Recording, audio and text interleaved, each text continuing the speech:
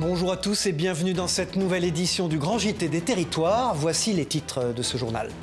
C'est l'une des mesures fortes portées par Donald Trump depuis son retour à la Maison-Blanche.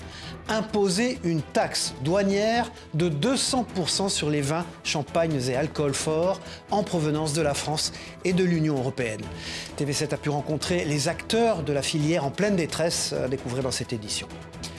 La ministre de l'Agriculture, Annie Genevard, était en visite dans la Loire la semaine dernière. Une occasion pour elle d'évoquer les défis financiers de la filière agricole, notamment sur les frais de contrôle pour les AOP. Notre partenaire TL7 dans la Loire était sur place. Fraîchement récompensés au Salon de l'Agriculture, les jus du Pays d'Hôte représentent la gastronomie auboise. Dans cette édition, Canal 32 est parti visiter le site de production de la maison Bello et découvrir les secrets de fabrication de ces jus à ne pas manquer. Enfin, les manteaux rouges des moniteurs de l'école de ski française sont des pièces très convoitées, non disponibles à l'achat, les vacanciers en raffolent. Pourtant, une monitrice a décidé de leur donner une seconde vie. Rencontre en fin d'édition proposée par nos confrères de 8 Montblanc. Je vous le disais dans les titres, c'est l'une des mesures fortes souhaitées par Donald Trump depuis son retour à la Maison-Blanche. L'instauration d'une taxe 200% sur tous les vins, champagnes et alcools importés de France et de l'Union européenne. Une situation qui inquiète grandement la filière viticole. Reportage de Tristan Lambert pour TV7, la chaîne du groupe Sud-Ouest. C'est un fou, ça va que s'aggraver quoi. Donald Trump fait encore parler de lui. 200%, c'est la taxe que le chef d'État souhaite instaurer si l'Union européenne ne fait pas machine arrière sur la taxation du whisky américain. De quoi inquiéter les professionnels. C'est un coup de massue supplémentaire. Vous savez, quand dans des moments difficiles, vous essayez de trouver les bons lieux, les bons moments, que ces salons leur permettent de consolider leurs réseaux commerciaux, mais qu'une partie de votre distribution, pour plus de 30% d'entre eux, se fait à l'export et que ces volumes-là risquent d'être amputés par l'effet de la taxe, forcément ça les inquiète. Alors que l'an dernier, le secteur n'a pas été épargné par les conditions climatiques qui ont engendré la plus faible récolte en 100 ans, ce scénario serait une catastrophe pour les 2000 viticulteurs girondins. Bordeaux, aujourd'hui, c'est 33 millions de bouteilles, ou il y a peu 33 millions de bouteilles exportées pour 350 millions d'euros de chiffre d'affaires. Trump est dans ce qu'il sait faire de mieux, c'est-à-dire négocier. Aujourd'hui, il nous promet des choses exorbitantes. Il nous impose aujourd'hui à la réflexion et à la négociation. Et je pense qu'à ce titre, il faut être ferme, il ne faut pas baisser les bras. L'Europe a une carte à jouer. Une carte à jouer pour venir en aide à une profession plongée dans l'incertitude. Suite au retour de Donald Trump à la Maison-Blanche, Vincent Plantade est contraint de mettre à l'arrêt ses projets d'exportation. Je vendais du vin avec un négociant aux États-Unis il y a quelques années, sauf que je n'avais pas assez de volume, donc on a dû arrêter de vendre du vin là-bas. Et là, en fait, il m'a recontacté cette année pour 2 grosses brasseries à New York et à Baltimore. Donc les vins plaisent. Et là, en fait, c'est en stand-by parce qu'on ne sait pas à quelle sauce on va être mangé. Pour la France, les États-Unis représentent le premier marché à l'international sur les vins. Les ventes y ont progressé de 5% en 2024, atteignant 3,8 milliards d'euros. Cette semaine, Manuel Valls, le ministre des Outre-mer, s'est rendu en Martinique. L'occasion pour lui d'évoquer la vie chère sur l'île et la transformation économique en perspective. Écoutons le ministre au micro de Via ATV Martinique sur place. 2 grandes priorités, c'est-à-dire la lutte évidemment contre la vie chère, mais qui n'est pas... qui ne peut pas être déliée, mise de côté par rapport au projet économique. Parce que pour dépasser la problématique de la vie chère, qui est une réalité, il faut une transformation de l'économie. Et les projets qui sont portés sur les ports ou sur les questions d'emploi et d'insertion par la collectivité doivent être examinés avec le plus grand intérêt et soutenus par l'État. Et l'autre grand sujet, c'est la lutte contre le narcotrafic, qui menace de déstabiliser les sociétés antillaises, et donc la Martinique, bien évidemment, et ce qui nécessite une prise de conscience de tous, les élus, bien évidemment, l'État, qui doit s'engager encore davantage sur ce sujet. C'est une priorité nationale désormais. Politique toujours, la ministre de l'Agriculture Annie Genevard était en visite dans la Loire la semaine dernière. De passage dans l'exploitation d'un couple d'agriculteurs, il était notamment question d'évoquer les problèmes d'origine financière que rencontre la profession. Notamment sur les frais de contrôle pour les AOP, appellations d'origine protégée. Explication avec ce reportage de TL7 dans la Loire, Thibaut Rivière. impressionné. C'était la réaction du couple Chaise lors de cette rencontre avec Annie Genevard. La ministre de l'Agriculture a décidé elle-même de visiter leur production. D'abord, on est en système de polyculture élevage qui est vraiment un système très intéressant, très équilibré. On est dans un élevage bio. On est dans une diversité d'animaux, un fromage patrimonial, une production à la ferme et vente directe. Il faut aussi montrer les modèles qui marchent, qui sont vertueux et qui sont l'avenir de la profession. Et même si la membre du gouvernement est très élogieuse sur l'agriculture dans le département de la Loire, il reste des problèmes à évoquer. Niveau financier, c'est vrai que ça reste très compliqué. Le coût des contrôles. Oui. Pour faire simple, sur un AOP comme le nôtre, on a à peu près 40 000 € de budget par an entre les cotisations, les aides et tout. Il y a entre 10 et 15 000 € qui vont au contrôle. Et c'est vrai qu'un jeune qui s'installe pour lui dire « Viens chez nous, on fait quand même quelque chose de bien, c'est l'avenir. » Enfin, c'est l'avenir. On essaye de sauver un patrimoine quand même. Oui. Et c'est vrai que ça reste compliqué parce qu'aujourd'hui, les conseils d'administration, on se réunit, c'est pour essayer de trouver une solution pour boucler le budget. Concrètement, chaque producteur paye les contrôles pour rester dans leur AOP et ils aimeraient que ça soit l'État de le prendre en charge. Le rendez-vous est pris pour le futur. La ministre est ensuite allée dans un lycée agricole et chez un arboriculteur de pommes au Bessay dans le Pilat. C'est un paradoxe saisissant en Corse. Si la région demeure comme l'une des plus sûres du pays, avec un faible taux de délinquance quotidien, le crime organisé reste cependant très présent sur l'île. La lutte contre le grand banditisme et la circulation d'armes sont devenus un enjeu majeur pour les autorités. Écoutons Jean-Philippe Navarre, procureur de la République de Bastia, au micro de Télépaésé sur place. Deux choses à savoir lorsque, effectivement, on connaît la Corse judiciairement, c'est ce paradoxe entre, d'un côté, première chose, un niveau de la délinquance de droit commun qui est relativement maîtrisé, peu d'insécurité publique, et d'un autre côté, malheureusement, une criminalité organisée qui s'exprime beaucoup plus facilement qu'elle ne s'exprime sur l'ensemble du territoire national. Et dans ce contexte-là, les deux grandes priorités qui doivent être conduites, menées, sont d'une part la lutte contre les trafics de produits stupéfiants et d'autre part la prévention de toutes les formes d'atteinte aux personnes, qu'il s'agisse des homicides naturellement, mais aussi de toutes les formes d'extorsion ou de violence qui peuvent être parfois commises sur le département. Entrées en vigueur depuis 2017, les vignettes critères permettent de classifier les véhicules en fonction de leur niveau de pollution. Plus d'une quarantaine de villes dans le pays ont adopté cette réglementation. Cependant, ce dispositif pose problème pour les usagers habitant hors des villes concernées. Notre partenaire Via Occitanie a voulu comprendre la situation. Justine Barrault. Habitant dans une commune près d'Alès, hors zone de faible émission dit ZFE, Chloé n'a pas d'obligation d'avoir une vignette critère sur son véhicule. Mais pour rendre visite à son père vivant sur la métropole de Montpellier, elle n'est pas en règle et s'expose à une amende. Aujourd'hui, si la vignette, elle, coûte moins de 4 €, elle craint de voir son véhicule interdit à la circulation et ne pas avoir les moyens d'en changer. Moi, je suis à 25 000 € à l'année. C'est ce que coûte une voiture. Donc en fait, c'est pas possible. Opposée au principe même de la mise en place de ce dispositif, Chloé a multiplié les courriers aux élus de Nîmes et de Montpellier, dont les métropoles sont déclarées ZFE.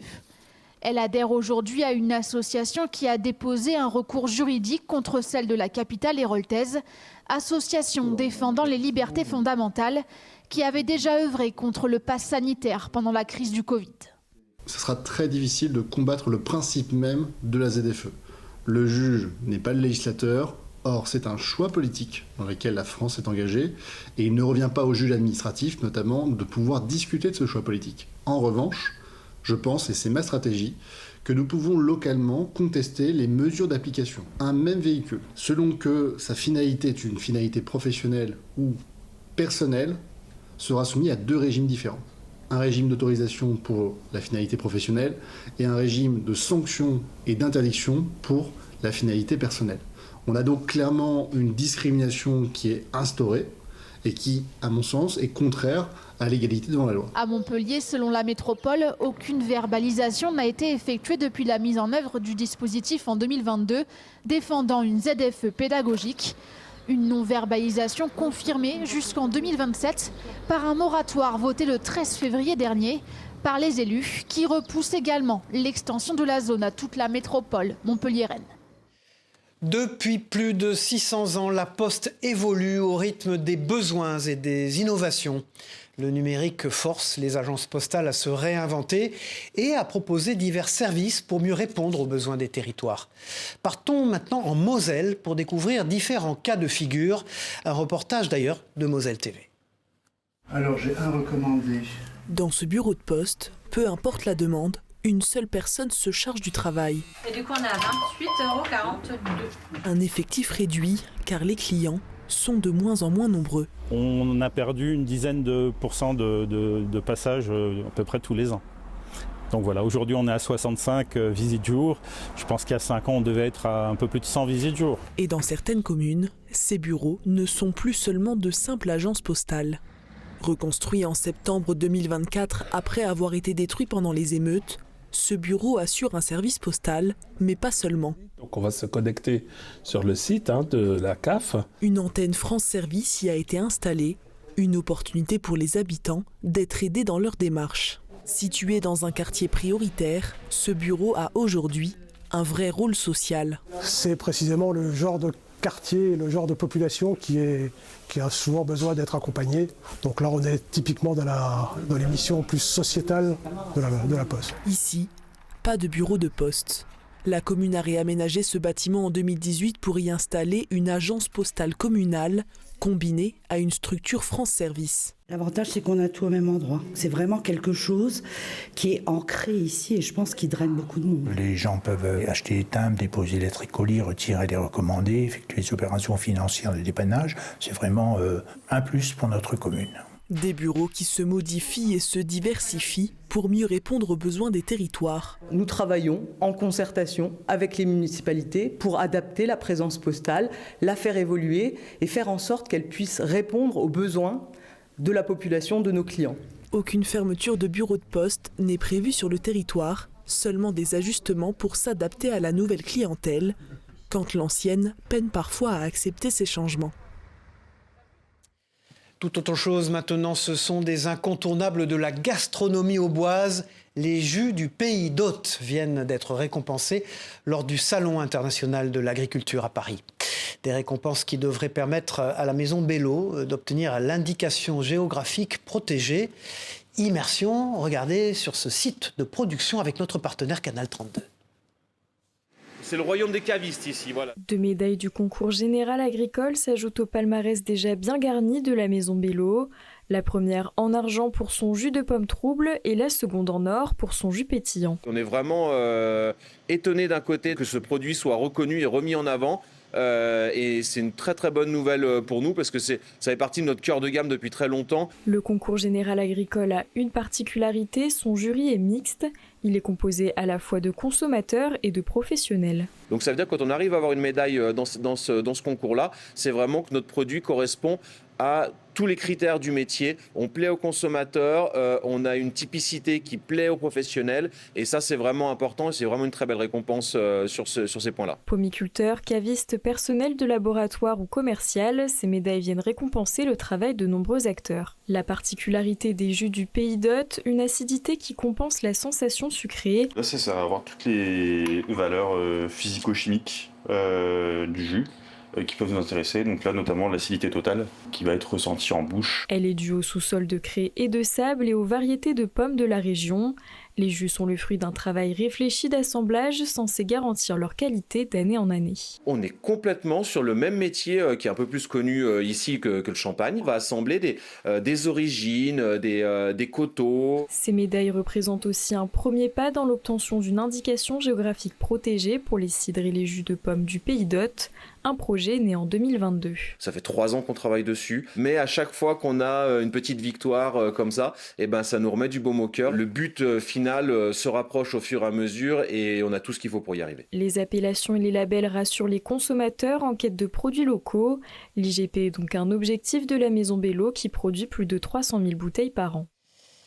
C'est un problème que beaucoup de Français ont pu rencontrer. Que faire de la dépouille de son animal de compagnie après son décès ? Alors que la loi interdit de l'enterrer dans son jardin, 2 amis ont décidé de créer un crématorium pour animaux dans le Finistère. Une première dans le département. Regardez ce reportage émouvant de TBO, la chaîne du groupe Le Télégramme. Dès que vous êtes prêts, vous pouvez sortir et venir me rejoindre. Violaine et Jean-Christophe se recueillent devant leur chien Islande. À sa mort, ils l'ont amené au crématorium pour animaux de Milizac pour qu'il soit incinéré. Nous sommes très proches de nos animaux et le fait d'avoir cet établissement chez nous, puisque nous sommes des locaux, c'était l'idéal pour aller jusqu'au bout avec notre animal. Ouvert depuis septembre 2024, Crémalis est le premier crématorium pour animaux du Finistère. À sa tête, 2 amis, Mickaël Postec et Alain Baudry. C'est à la mort de leurs animaux qu'ils ont découvert que le crématorium le plus proche se trouvait à Josselin, dans le Morbihan. Ils ont alors souhaité créer un service de proximité et surtout accompagner les familles pour faciliter leur deuil. C'est quelque chose qu'on fait vraiment avec le cœur. Nous, on a décidé vraiment d'ouvrir ce crématorium pour accompagner les familles. C'est vraiment notre objectif principal parce qu'on se rend compte aussi que les familles, quand elles viennent chez nous, il y a une sorte d'apaisement pour elles. Il est possible de déposer son animal directement au crématorium ou chez un vétérinaire qui travaille avec Crémalis. Comptez entre 149 et 315 € pour une incinération. Qui n'a jamais eu d'appréhension à l'idée de passer une IRM? Un moment long, stressant, parfois bruyant, d'autant plus pour les enfants. Alors, pour rassurer les plus petits qui vont passer cet examen, l'hôpital du Mans s'est doté d'un simulateur. Est-ce une solution d'avenir pour apaiser les enfants avant le vrai scanner? Découvrez cette nouvelle machine avec notre partenaire LMTV Sarthe, Colin Ancel. C'est quand même impressionnant. C'est un IRM factice pour les enfants, un véritable test immersif.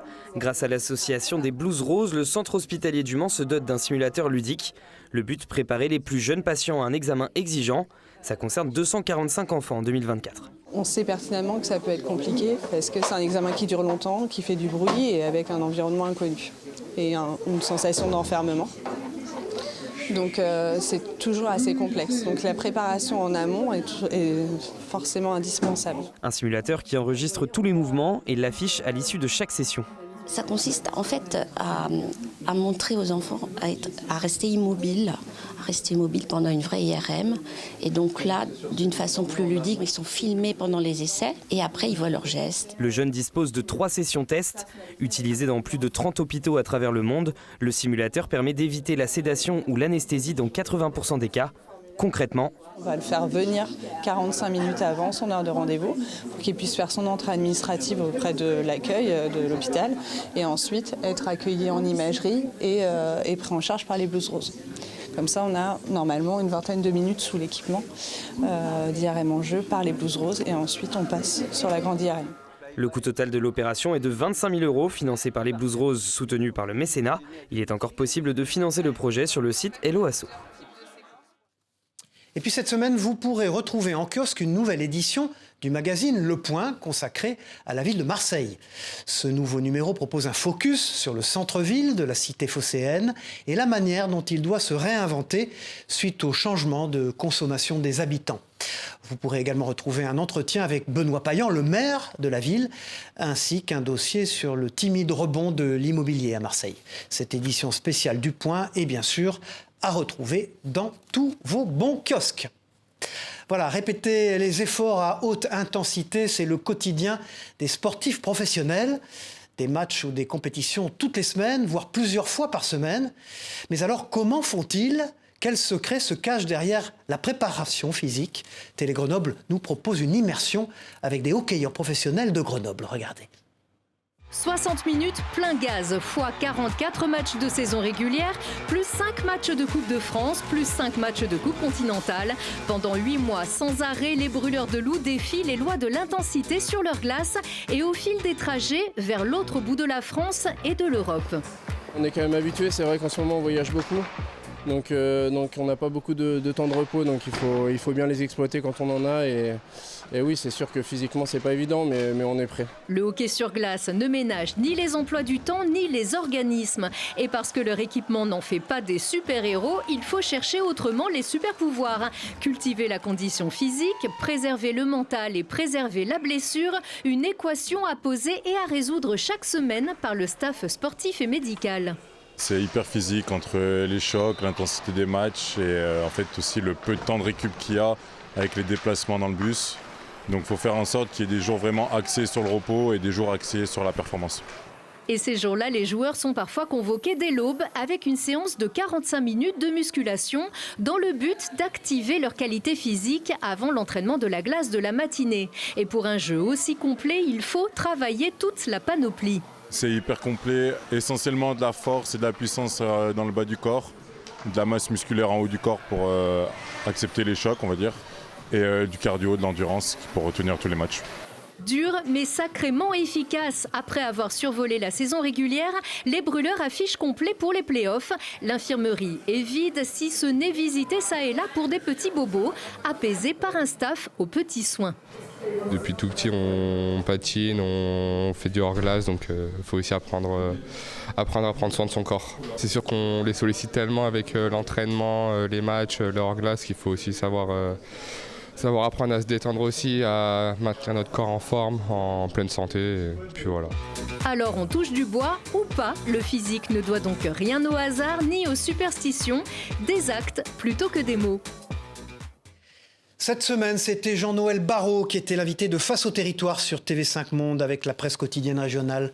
Le ministre des Affaires étrangères a répondu aux questions de nos partenaires. Écoutez ce qu'a dit de très important le ministre des Affaires étrangères. Qu'est-ce que vous allez faire en Côte d'Or Vous partez à Singapour, Pékin la semaine prochaine et vous êtes en Côte d'Or demain.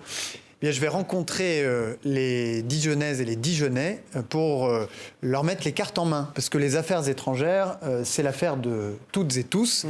Peut-être que jamais, dans notre histoire récente, les affaires étrangères n'ont eu autant d'impact sur la vie quotidienne, sur la vie de nos territoires. Et donc l'objectif, c'est bien, dans un moment où on voudrait opposer aux consciences la loi du plus fort et un retour de la violence, eh bien, les armes de l'esprit. Et c'est tout l'objet des rencontres que j'aurai demain avec les élus engagés dans la coopération, dans les jumelages, avec les étudiants de Sciences Po ou encore avec les lecteurs de la presse quotidienne régionale. Partons maintenant en Ille-et-Vilaine. Une route départementale y a été fermée pendant 2 semaines pour une raison tout à fait insolite. En période de migration prénuptiale, les crapauds traversent cette route pour déposer leurs œufs dans une zone humide. Malheureusement, nombreux d'entre eux sont écrasés. Écoutons Ingrid Pavard, ingénieure territoriale à la tête de cette très bonne initiative au micro de TV Rennes. En période vraiment de pic migratoire, des dizaines, voire presque une centaine de cadavres qui avaient été observés sur cette route-là. Je pense que ça a permis déjà de sensibiliser les gens, les habitants, les gens qui utilisent cet itinéraire. Et puis ça, j'espère, permis de sauver aussi quelques amphibiens. Qui n'a jamais rêvé de posséder une veste de l'école de ski française? Ces célèbres manteaux rouges que portent les moniteurs de ski sont très plébiscités par les vacanciers, mais ne sont malheureusement pas en vente. Ces tuniques rouges sont changées tous les 2 ans. Alors une monitrice a décidé de leur donner une seconde vie. Regardez ce reportage de 8 Mont-Blanc, Jules Demeure. Dans la station d'Albier-Montrond en Savoie, quand Zoé Pellissier n'est pas sur les skis, c'est à une toute autre pratique qu'elle s'adonne dans le garage de ses parents. Zoé a lancé en 2022, 3e manche, sa marque de recyclage et d'upcycling des tenues des moniteurs de ski. Car les tuniques rouges sont renouvelées tous les 2 ans et ne peuvent être ni vendues ni données. Mais pour la monitrice, pas de gaspillage. Chaque veste usagée n'est que le point de départ d'une future création. Donc là, des doudounes, on peut vraiment faire des grands sacs et des coussins avec. Et après, avec les capuches, ça, on les réutilise pour faire des bananes. Elle s'est aussi attaquée depuis peu au recyclage d'une autre matière bien connue des skieurs. Ça, c'est les bâches de protection des matelas qu'on retrouve sur les pistes de ski, pylônes de télésiège, canons à neige. qui sont surtout du coup rouge orangé ou orange très vif. On va venir nous mettre la partie intérieure de la bâche qui est comme neuve à l'extérieur de nos produits. Ces protections sont transformées en trousses de toilette ou en housse d'ordinateur. Et pour donner vie à toute cette créativité, la jeune femme a installé son petit atelier, toujours dans la station d'Albier-Moron, pour une production la plus locale possible. Tout le désassemblage, lavage, tri de la matière, ça se passe à Albier. Donc voilà, très local. Et ensuite, après, donc pour la production, il y a une partie qui est faite en interne donc, par ma grand-mère et moi. Donc on fait des porte-clés, porte-monnaie, pochettes et les coussins qui sont rembourrés avec l'intérieur des tenues de ski. Et après, on bosse avec des ateliers de réinsertion professionnelle, pareil, sur le bassin chambérien et une couturière indépendante qui est à Saint-Étienne, à côté de Lyon. Depuis 2022, Zoé a recyclé près de 1000 tenues de ski, avec lesquelles une vingtaine de produits sont proposés aujourd'hui. Des créations disponibles majoritairement sur le site de la marque, mais aussi dans quelques boutiques locales qui soutiennent le projet. On adhère complètement à la démarche de Troisième Manche. Déjà, d'une part, la démarche éco-responsable, parce qu'on est vraiment sur de l'upcycling à 100%, sur des matériaux de ski. Si plus de 1000 produits ont été vendus l'année dernière, la médiatisation récente de Troisième Manche cet hiver semble avoir marqué un tournant. Et pour répondre à la demande grandissante, c'est à plein temps que Zoé va se dévouer le reste de l'année à ses créations. Voilà, au revoir, c'est la fin de ce journal. Merci à vous de l'avoir suivi. On se retrouve très vite pour une nouvelle édition du Grand JT des Territoires. Au revoir à tous.